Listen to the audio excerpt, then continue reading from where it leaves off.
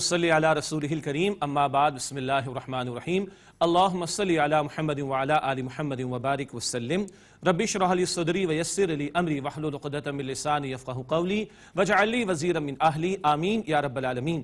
ناظرین کرام السلام علیکم ورحمۃ اللہ وبرکاتہ۔ ہمارا ایک طویل پروگرام ہے دورہ ترجمہ قرآن کا، قرآن حکیم سے تعلق قائم کرنا، قرآن حکیم کو سمجھنا، قرآن حکیم سے استفادہ، یہ اس پروگرام کی خاص بات ہے۔ سورۃ البقرہ کا مطالعہ کر رہے ہیں، انفاق فی سبیل اللہ کا موضوع بڑی جامعیت کے ساتھ ہمارے سامنے آیا۔ اب بیان آ رہا ہے سود، ربا کی حرمت کے حوالے سے، شناعت کے حوالے سے، اور اس کی جو شدت قرآن حکیم میں بیان کی گئی ہے، اس کے حوالے سے جو ڈراوے دیے گئے ان کا بیان ہمارے سامنے آ رہا ہے۔ ہم اپنا مطالعہ شروع کر رہے ہیں سورۃ البقرہ آیت نمبر 275 سے۔ اعوذ باللہ من الشیطان الرجیم، بسم اللہ الرحمن الرحیم۔ الذين يأكلون الربا لا يقومون إلا كما يقوم الذي يتخبطه الشيطان من المس۔ جو لوگ سود کھاتے ہیں وہ قیامت کے دن نہیں کھڑے ہوں گے مگر اس شخص کی طرح جیسے وہ کھڑا ہوتا ہے جس کو شیطان نے چھو کر حواس باختہ کر دیا ہو۔ یہ ایک کیفیت آخرت کے بارے میں ہے۔ جو سود خوری میں مبتلا ہیں کیسے ہیں کہ جن کو چھو کر شیطان نے حواس باختہ، ایک ترجمہ ایک اور کیا جا سکتا ہے باولا کر دیا ہو، پاگل ہو چکے ہیں جو لوگ، جن کی عقل اس کی مت ماری گئی ہو۔ آگے ذکر آتا ہے ان لوگوں کی حرکت کیا ہے، ذالک بانہم قالوا انما البیع مثل الربا، یہ اس سے کہ ان لوگوں نے کہا کہ تجارت تو در حقیقت سود کی طرح ہے۔ یہ لوگوں کی عقل کہہ رہی بھئی دیکھو 100 روپے کی چیز 110 میں بیچی، 10 روپے کا پروفٹ مل گیا، ٹھیک ہے، 100 روپے کسی کو دیے، 110 واپس 10 روپے نفع کما لیا۔ نہیں، یہ تمہاری عقل غلط کہتی ہے۔ اس پر ڈیبیٹ ہو سکتی ہے، اس پر آرگیومنٹس پیش کیے جا سکتے ہیں، مگر یہاں ہم اپنی ڈیبیٹ اور آرگیومنٹ کو رکھیں گے پیچھے اور اگلے الفاظ رکھیں گے آپ کے سامنے۔ اللہ رب العالمین کیا فرماتا ہے، وَأَحَلَّ اللَّهُ الْبَيْعَ وَحَرَّمَ الرِّبَا، اور اللہ تعالیٰ نے تجارت کو حلال قرار دیا اور سود کو حرام قرار دیا ہے۔ That's it۔ تمہاری عقل رہے نیچے اور نقل وحی کی تعلیم رہے گی اوپر۔ باقی کسی اور موقع پر ہم بات کر لیں گے کہ تجارت ہوتی ہے اور پیسے کی بنیاد پر پیسہ کمانا یہ تجارت نہیں ہوا کرتا جو سود خوری کے دھندے ہیں۔ اللہ نے کیا فرما دیا، احل اللہ البیع وحرم الربا، اللہ تعالیٰ نے تجارت کو حلال کیا اور سود کو حرام کیا۔ اس سے ایک اور نقطہ نکلتا ہے، اگر سود ختم کرنا ہے تو تجارت کو، پروفٹ اینڈ لاس کی بنیاد پر معاملات کو پروموٹ کرنا ضروری ہوگا۔ اور ٹیکنیکل ٹرمز کے اندر لینڈنگ بیسڈ موڈ سے نکل کر ایکویٹی بیسڈ موڈ کی طرف آنا پڑے گا۔ آگے ارشاد ہوا فَمَنْ جَاءَهُ مَوْعِظَةٌ مِّن رَبِّهِ فَانْتَهَا فَلَهُ مَا سَلَفَ، پس جس کو نصیحت پہنچی اس کے رب کی طرف سے پھر وہ باز آ گیا تو جو پہلے ہو چکا وہ ہو چکا، اس کے لیے وہ ہے جو ہو چکا، یعنی معافی کی گنجائش۔ وَأَمْرُهُ إِلَى اللَّهِ، اور اس کا معاملہ اللہ تعالیٰ کے حوالے ہے۔ معاف کون کرے گا؟ اللہ۔ اس سے توبہ کرنی، استغفار کرنا، اس کی طرف رجوع کرنا ہے۔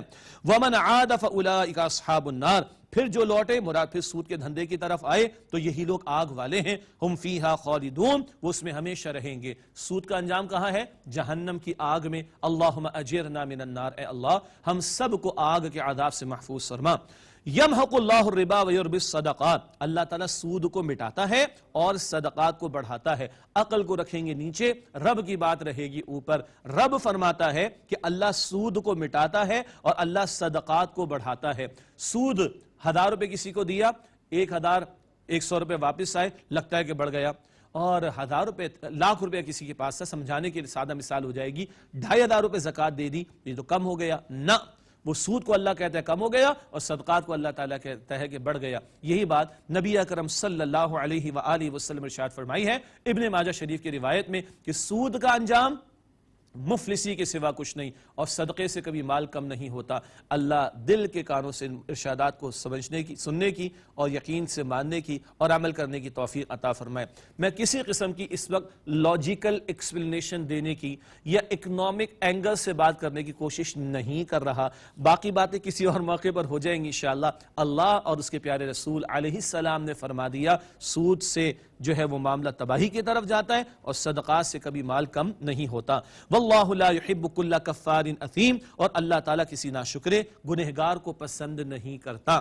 ان الذين آمنوا وعملوا الصالحات واقاموا الصلاة وآتوا الزکاة، بے شک جو لوگ ایمان لائے اور انہوں نے نیک اعمال کیے اور انہوں نے نماز قائم کی اور انہوں نے زکوٰۃ ادا کی، لہم اجرہم عند ربہم، ان کے لیے ان کا اجر ان کے رب کے ہاں محفوظ، ولا خوف علیہم ولا هم يحزنون، ان پر نہ کوئی خوف ہوگا اور نہ وہ غمگین ہوں گے۔ بار بار انفاق کا ذکر آیا، اب ربا کا ذکر آ رہا ہے. پہلے بھی آیا آیت نمبر 275 میں، اور اب آیت نمبر 278 اور 279 میں بھی آ رہا ہے. نوٹ کیجئے گا قرآن کریم میں کئی مرتبہ جب ربا کی حرمت اور اس کی ممانعت کا ذکر آتا ہے تو اللہ تعالیٰ انفاق کا ذکر کرتا ہے. یہی بات پہلے بھی ذکر کی گئی تھی. مال بچا ہوا ہے، بہترین استعمال کیا ہے؟ اللہ کی راہ میں لگاؤ. بدترین استعمال کیا ہے؟ سود خوری پر لگاؤ. درمیان میں جائز استعمال کیا ہے؟ تجارت کر لو، پارٹنرشپ بیسس پہ کر لو، مداربہ کر لو، مشارکہ کر لو. تفصیلات اس کے اندر، گنجائش ہے اس کے اندر. اب ربا کی حرمت کا بیان آ رہا ہے. یا ایھا الذین آمنوا اتقوا اللہ، اے ایمان والو اللہ سے ڈرو. وذروا ما بقی من الربا، اور ربا میں سے جو کچھ رہ گیا اسے چھوڑ دو. ان کنتم مؤمنین، اگر تم ایمان والے ہو. آیت کریمہ کی کنسٹرکشن دیکھیے. ایمان والو اللہ سے ڈرو، ربا چھوڑو اگر تم ایمان والے ہو. شروع میں ایمان، آخر میں ایمان. ایمان اور ربا ایک جگہ جمع نہیں ہو سکتے. ربا کا ہم ترجمہ کرتے ہیں سود. کیا ہے ربا؟ اہل علم نے احادیث مبارکہ کی روشنی میں ایک تعریف بھی بیان فرمائی ہے. کل قرض جر منفعۃ فہو الربا، قرض پر کسی بھی قسم کا اضافہ وہ ربا ہے.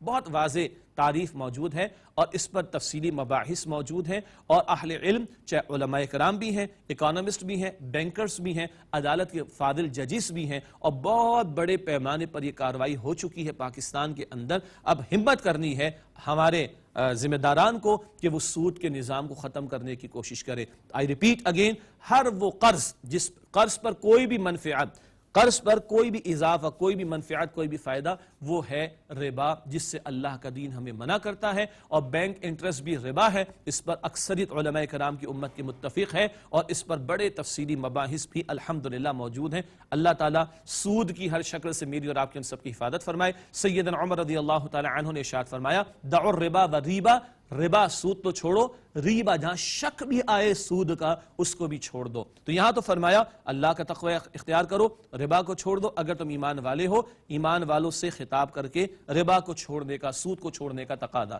اب سنیے اگلی آیت میں وہ الفاظ ہیں جو کسی جرم پر نہیں آئے ہیں قرآن کریم میں، جو سود خوری کے جرم پر آئے ہیں، سودی معاملات کے جرم پر آئے ہیں. فَإِن لَمْ تَفْعَلُوا فَأْذَنُوا بِحَرْبٍ مِّنَ اللَّهِ وَرَسُولِهِ، پھر اگر تم نہیں چھوڑتے تو اللہ تعالیٰ اور اس کے رسول علیہ السلام سے جنگ کے لیے خبردار ہو جاؤ. اللہ اکبر. You will be at war with Allah subhanahu wa ta'ala and his messenger sallallahu alayhi wa sallam if you continue with this Sudi system. اگر ربا کے سسٹم کے ساتھ، سود کے دھندوں کے ساتھ چلتے ہو، سود کے لین دین کو لے کر چلتے ہو، تو پھر اللہ تعالیٰ اور اس کے رسول علیہ السلام سے جنگ کے لیے تیار ہو جاؤ. عقیدے میں بدترین جرم شرک ہے، اور اعمال میں بدترین جرم سود خوری کے معاملات ہیں، جن پر اللہ تعالیٰ فرماتا ہے پھر اللہ تعالیٰ اس کے رسول سے جنگ کے لیے تیار ہو جاؤ.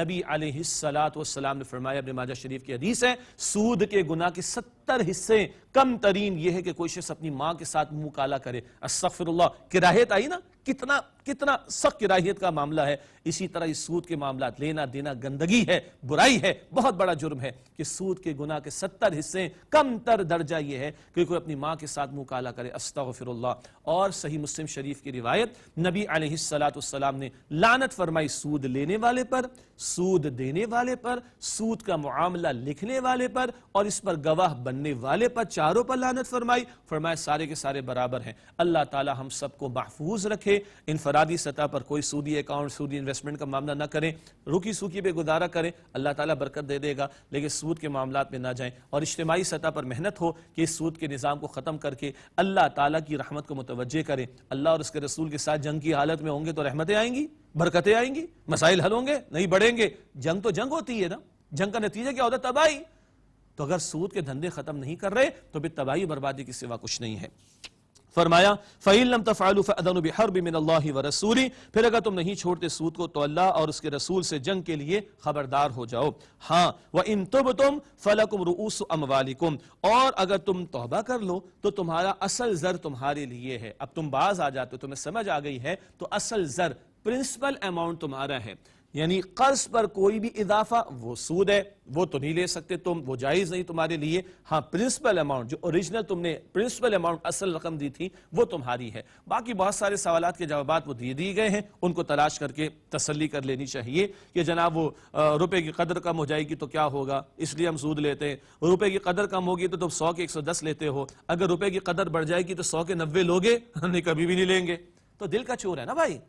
دل کا چور ہے. ایسے بہت سارے جوابات دے دیے گئے ہیں. البتہ یہ آیت کریمہ کا یہ حصہ بتا رہا ہے کہ سود کی تعریف کیا ہو گئی؟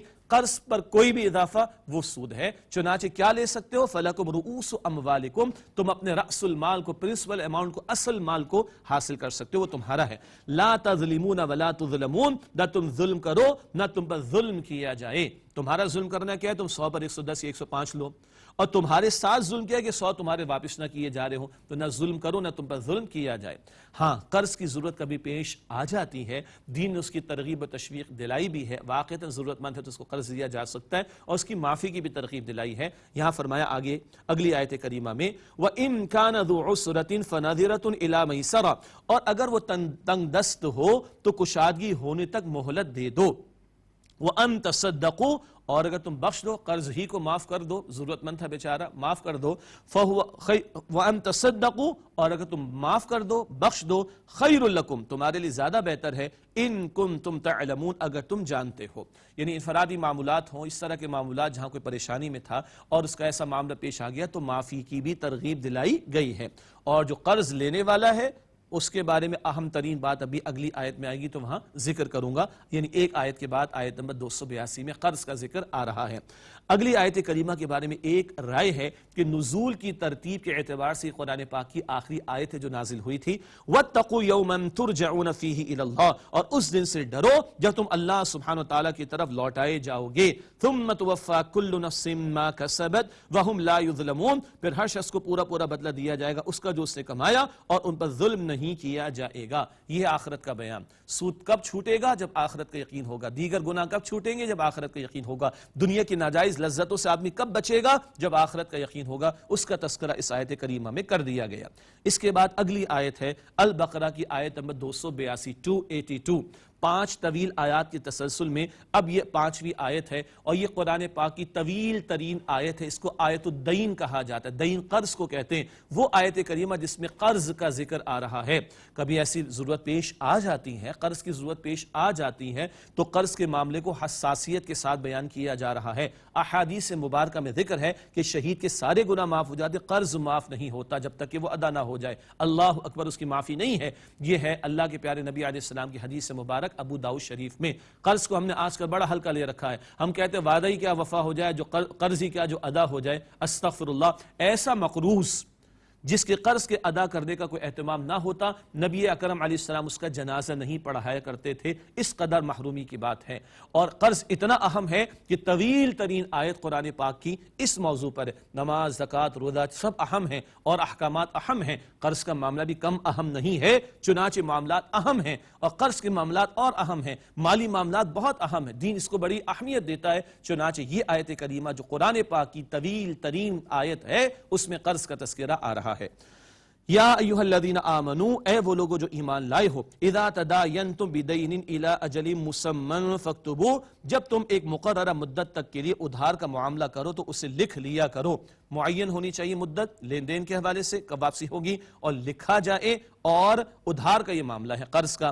وَلْيَكْتُبْ بَيْنَكُمْ كَاتِبٌ بِالْعَدْلِ، اور چاہیے کہ لکھ دے کاتب تمہارے درمیان عدل کے ساتھ. کاتب لکھنے والا. اور آج کے اس دور میں جب ہم بیٹھیں اور بڑی فائنینشیل ٹرانزیکشنز کے اندر ٹرانسپیرنسی بھی ضروری ہوتی ہے اور کمپلیکسٹیز بھی اس میں آ جاتی ہیں، پیچیدگیاں بھی آ جاتی ہیں، تو پھر اس کو بہت زیادہ ہائی لیول کے اوپر بھی اور فائنینشیل انسٹیٹیوشنز کے لیول پر بھی اور اقوام کی لیول پر بھی لے جایا جا سکتا ہے جب معاہدات ہوا کرتے ہیں قرض کے.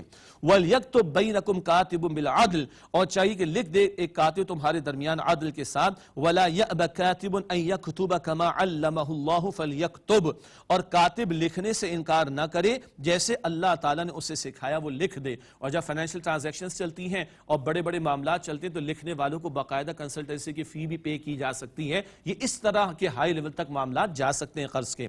وَلْيُمْلِلِ الَّذِي عَلَيْهِ الْحَقُّ وَلْيَتَّقِ اللَّهَ رَبَّهُ وَلَا يَبْخَسْ مِنْهُ شَيْئًا، اور جس پر حق یعنی قرض ہے وہ لکھاتا جائے اور اپنے رب اللہ تعالیٰ سے ڈرے اور اس میں سے کچھ کم نہ کرے، ڈنڈی نہ مارے، صحیح لکھوائے اور ادا کرنے کی نیت بھی رکھے. فَإِنْ كَانَ الَّذِي عَلَيْهِ الْحَقُّ سَفِيهًا أَوْ ضَعِيفًا، پھر اگر وہ کہ جس کے ذمہ حق یعنی قرض ہے وہ بے عقل ہے، عقل کم ہے، یا وہ کمزور ہے، او لا یستطیع ان یمل، یا وہ لکھوانے کی قدرت نہیں رکھتا، فلیملل ولیہ بالعدل، تو چاہیے کہ اس کا سرپرست عدل کے ساتھ لکھے۔ جو ڈیل کر رہا ہے، جس کے ذمہ قرض ہے، اگر وہ کمزور ہے یا کم عقل ہے، لکھوانے کی قدرت نہیں رکھتا، کبھی وہ لینگویج کا بیریئر آ جائے گا، کبھی ٹرانزیکشن کا کمپلیکسٹی کا ہونا جو ہے وہ اس میں بیریئر بن جائے گا، تو پھر اس کا کوئی سرپرست ہو، اس کا کوئی نمائندہ ہو، اس کا کوئی اٹارنی ہوگا، اس کے بہاف پر لکھ دے گا، یہ بھی بہت زیادہ پیچیدہ ٹرانزیکشنز تک معاملہ جا سکتا ہے، لیکن لکھنے پر زور۔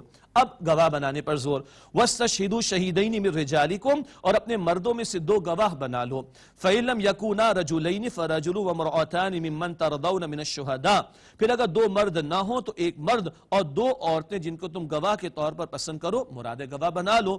أَن تَضِلَّ إِحْدَاهُمَا فَتُذُكِّرَ إِحْدَاهُمَا الْأُخْرَى، کہ اگر ان میں سے ایک عورت بھول جائے تو دوسری ان میں سے اسے یاد دلا دے۔ یہ 2 گواہوں کا تذکرہ، لکھا بھی جائے ترغیب دلائی جاری، اور گواہ بھی بنائے جائے ترغیب دلائی جاری۔ 2 مرد ہوں، اگر 2 مرد تو 1 مرد اور 2 عورتیں ہوں۔ وجہ کیا ہے؟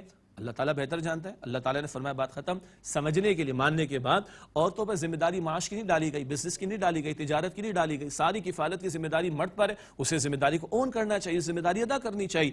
حال مردوں کے حوالے ہے اور مستقبل عورتوں کے حوالے ہے۔ بہترین مائیں ہوں گی اور عفت والی ہوں گی اور ذمہ داری ادا کرنے والی ہوں گی تو کل بہترین نسل ملے گی۔ تو عورتوں کا رجحان اس طرف دینی مزاج کے اعتبار سے نہیں ہونا چاہیے، ان کا اصل ٹھکانہ ان کا گھر ہے ذمہ داری کے اعتبار سے۔ اور ایک عورت پردے کے احکامات کو ذہن میں رکھے، مردوں سے ڈیل کرنے کو معاملوں کو ذہن میں رکھے، اس کی فطری حیا آڑے آنی چاہیے، اور کوئی بے حیائی کی حدود کراس کرنے کی باتیں کر بیٹھے تو بہرحال ان کے بارے میں تو ہم خاموشی اختیار کریں گے، لیکن دینی پیراڈائم، دینی مزاج میں عورتوں پر ان ذمہ داری کو نہیں ڈالا گیا۔ تو اگر کہیں ایسا معاملہ ہے تو ایک اکیلی عورت بیچاری وہ جھجک محسوس کرے گی، ہیزیٹیشن محسوس کرے گی، تو دوسری ساتھ ہوگی تو اس کو سہارا اور آسانی ہو جائے گی۔ اور ہاں، یہ بزنس ٹرانزیکشنز کی بات کی جا رہی ہے، بڑی دلچسپ بات ہے، فقہاء نے لکھی، ایک بچے کی ولادت فلاں خاتون کے بطن سے ہوئی، اس میں خاص گواہی عورت کی ایکسیپٹ کی جاتی ہے۔ سبحان اللہ، ایسے ہی چاند دیکھنے کا معاملہ مرد کی بھی قبول کی جائے گی، عورت کی بھی قبول کی جائے گی۔ یہ مختلف فقہاء نے مختلف امور بیان فرمائے، یا بزنس ٹرانزیکشنز کے بارے میں ذکر کیا جا رہا ہے۔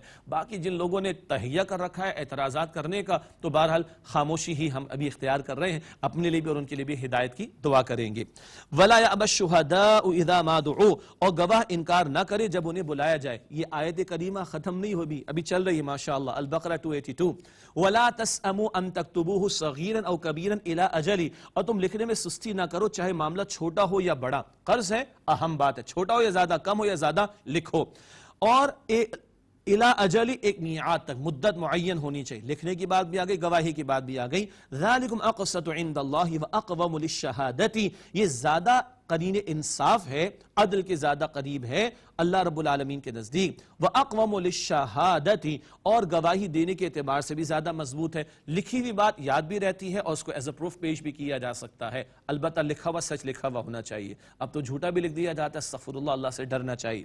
ذَلِكُمْ أَقْسَطُ عِندَ اللَّهِ، یہ اللہ رب العالمین کے نزدیک زیادہ قرین انصاف ہے۔ وَأَقْوَمُ لِلشَّهَادَةِ، اور گواہی دینے کے اعتبار سے زیادہ مضبوط بات ہے۔ وَأَدْنَىٰ أَلَّا تَرْتَابُوا، اور اس بات کے زیادہ قریب ہے کہ تم شبے میں نہ پڑو۔ شبہات سے بچنے کے لیے تحریر میں آ جانا، ریٹن فارم میں آ جانا، یہ مضبوط بات ہو گئی۔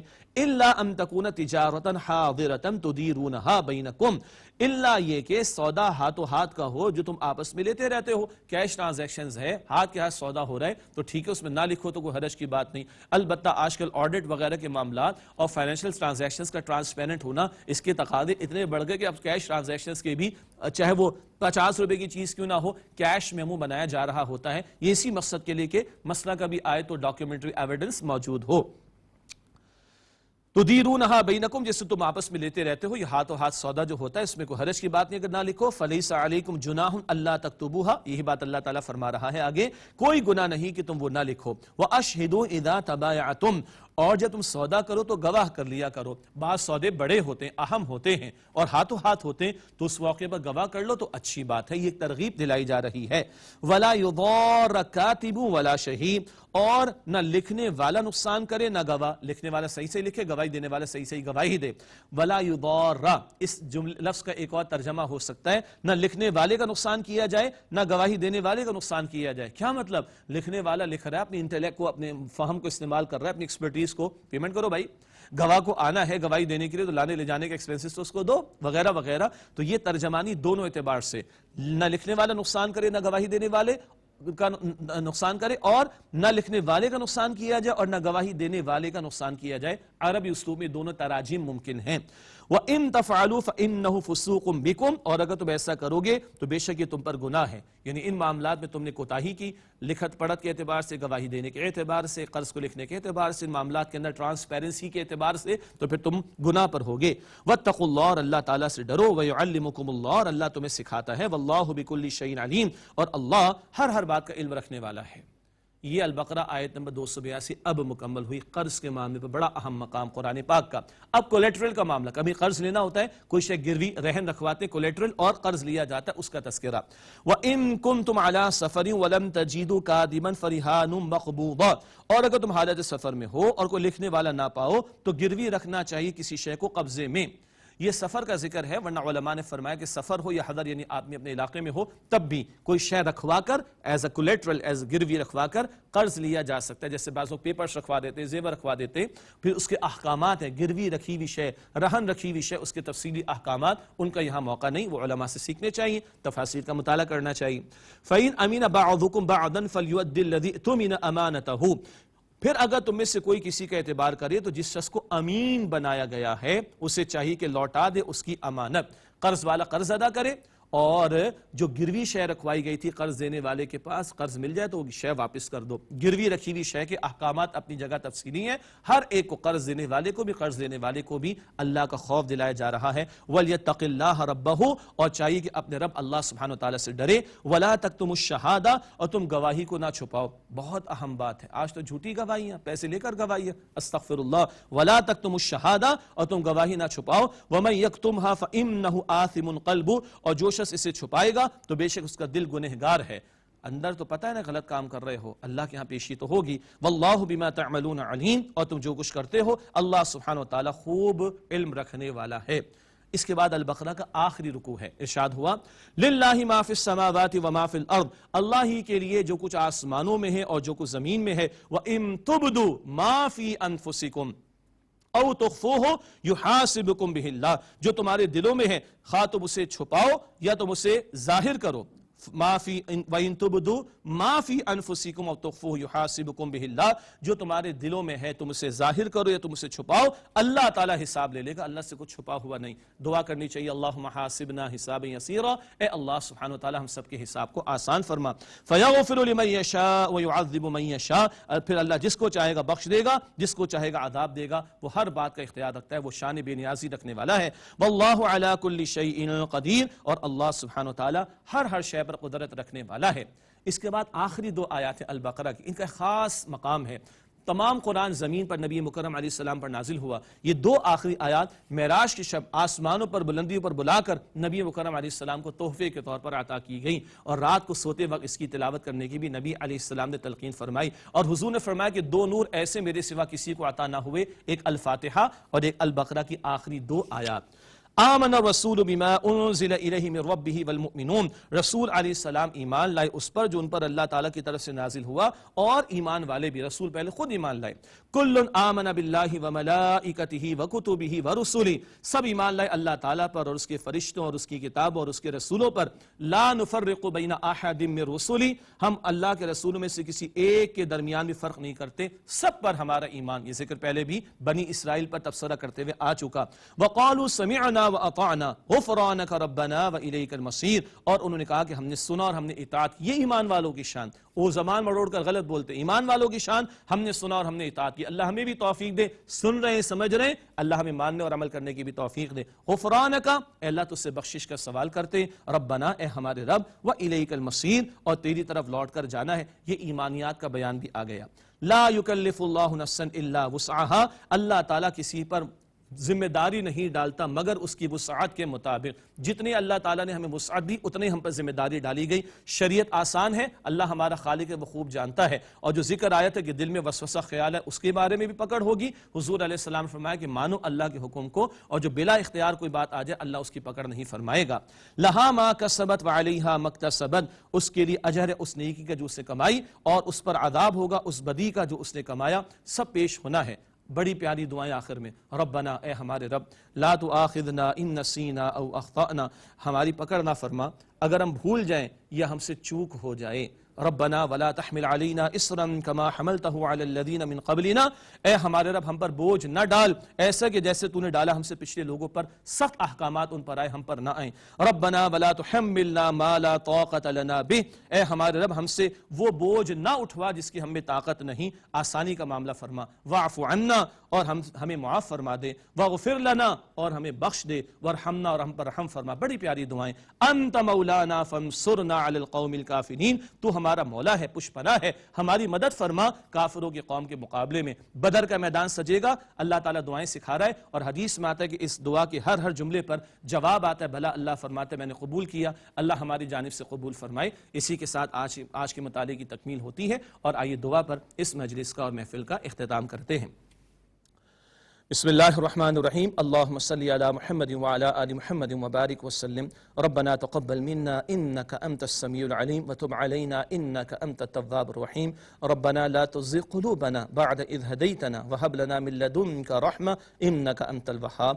اے پروردگار عالم، ہمارا اس وقت کا بیٹھنا، اس قرآن کا پڑھنا پڑھانا اپنی بارگاہ میں قبول فرما، مالک ہم سب کی، ہمارے ماں باپ کی، ہمارے گھر والوں کی، اور تمام مسلمانوں کی مغفرت فرما، ہمارے صغیرہ کبیرہ گناہوں کو بخش دے، اے اللہ ہماری مرحومین کی مغفرت فرما، اے اللہ تمام بیماروں کو ایمان کے ساتھ مکمل صحتیابی عطا فرما، اے اللہ ہمیں تقوی عطا فرما، اپنے پیارے مقرب بندوں میں شامل فرما، ہمیں رزق حلال طیب عطا فرما، ہمیں آخرت کا طلبگار بنا، اے اللہ امت مسلمہ پر رحمت نازل فرما، اے اللہ ہم سب کو اسلام پر زندہ رکھ، اے اللہ ہمیں ایمان پر خاتمہ نصیب فرما، اے اللہ جہنم کی آگ سے محفوظ فرما دے، اے اللہ ہم سب کو جنت الفردوس عطا فرما دے، اے اللہ روز قیامت نبی پاک صلی اللہ علیہ وسلم کی شفاعت نصیب فرما، اے اللہ ان کا دیدار نصیب فرما، اے اللہ جنت الفردوس میں ان کا ساتھ و پڑوس نصیب فرما، اے اللہ اپنا دیدار اور اپنی رضا ہم سب کو عطا فرما، اے اللہ ہم سب سے راضی ہو جا، اے اللہ راضی ہو جا، اے اللہ راضی ہو جا، وصلی اللہ علی النبی الکریم وعلی آلہ واصحابہ اجمعین، آمین برحمتک یا ارحم۔